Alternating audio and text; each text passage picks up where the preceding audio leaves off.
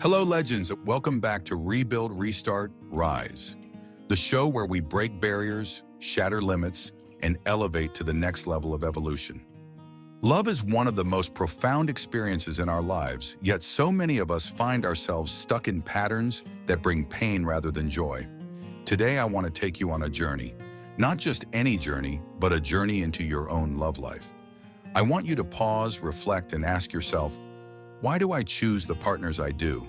Is it attraction, shared values, or is there something deeper, something hidden beneath the surface? What if I told you that your choices in love are not as random as they seem, that there's a pattern, one you may not even be aware of? Stay with me, and by the end of this talk, you might just discover the key to breaking free from the cycles that no longer serve you. Before we dive in, if you enjoy thought-provoking content like this, make sure to like, share, and subscribe to the channel. Your support helps bring more insightful discussions your way. Why we choose the wrong partners and how to break the cycle. For the next few minutes, I want to take you on a journey, one that leads to a deeper understanding of your own love life. Close your eyes for a moment and think about a partner you've been with or are currently with. If you've had multiple relationships, focus on the one that left the most impact. Now go back to the beginning. How did the two of you come together? Was it attraction, proximity, mutual friends, shared interests or values?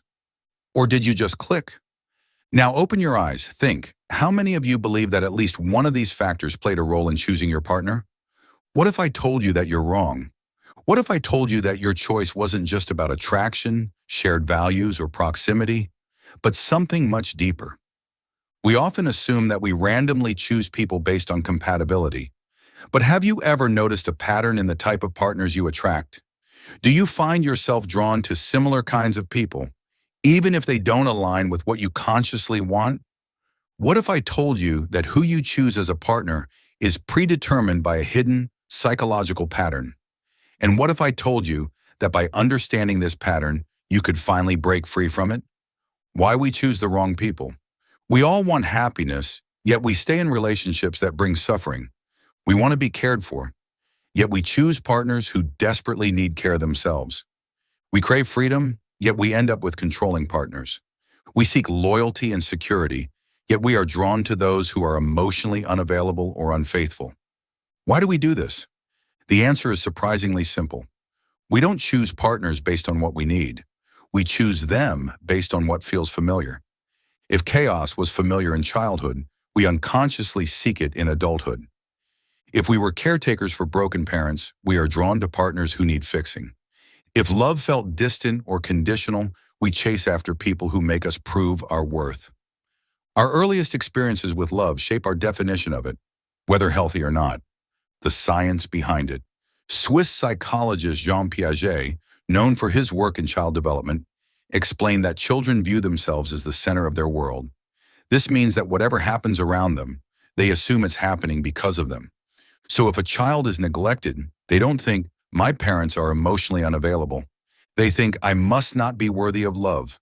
This childhood belief becomes deeply ingrained, shaping the way we see ourselves and our relationships.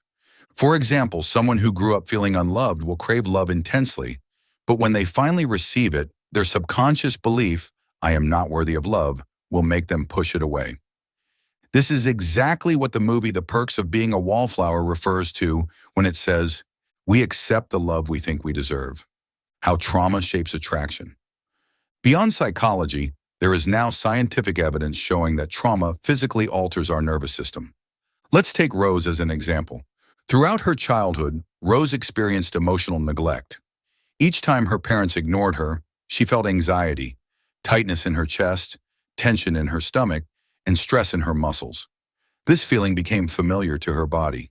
Fast forward to adulthood. When her partner ignores her, she feels at home. She's not seeking neglect. She just doesn't recognize love that feels different from what she has always known. This is why many people find themselves repeatedly attracted to emotionally unavailable partners.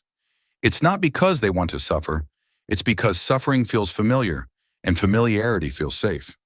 When healthy love feels uncomfortable. The opposite is also true. Healthy love can feel unsettling if we've never experienced it before. Let's go back to Rose. After years of rejection, she finally met a partner who was available, kind, and consistent. But instead of feeling secure, she felt uncomfortable. She started pulling away, convinced he was too clingy or too nice. In reality, she had never known a love that was safe, so it felt wrong. This is what unhealed trauma does. It convinces us that what we need is dangerous and what hurts us is love. Breaking the cycle. So how do we break free? The first step is awareness. Ask yourself, what patterns have I been repeating in my relationships? What feels familiar to me under the name of love? For example, if you had critical parents, you may find yourself drawn to condescending partners, equating criticism with love. If you had emotionally dismissive parents, you may be triggered by, but also attracted to, partners who invalidate your emotions. If you had to be the caretaker in your childhood, you may constantly seek out broken partners, believing that love means fixing someone. If you experienced abuse, you may unconsciously associate love with pain, control, or obligation. These patterns are not your fault. They are deeply wired into your nervous system. But the good news? They can be rewired. Relationships can heal. Contrary to what many believe, relationships are not just a source of pain. They can also be a source of healing. There is a common belief that we must heal before entering a relationship. While self-work is essential, the truth is that healing also happens inside relationships. The wounds that came from relationships can only fully heal within relationships.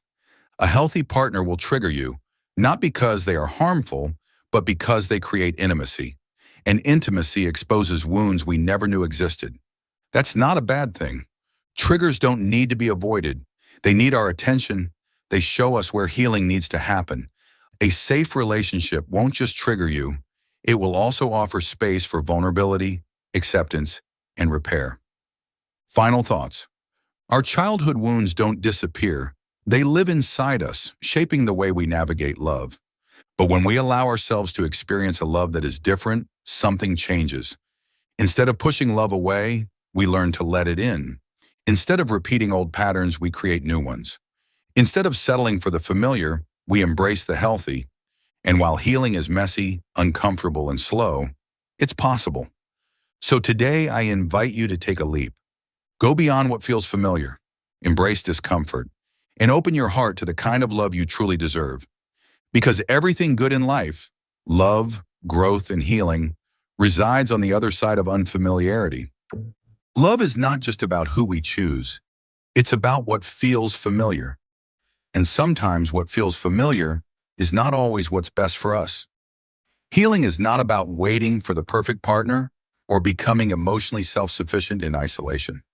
True healing happens within relationships when we allow ourselves to be seen, to be vulnerable, and to unlearn the patterns that no longer serve us. So I invite you to go beyond what feels familiar, to open your heart to the unknown, and to embrace the discomfort of growth. Because on the other side of unfamiliarity lies the love, safety, and fulfillment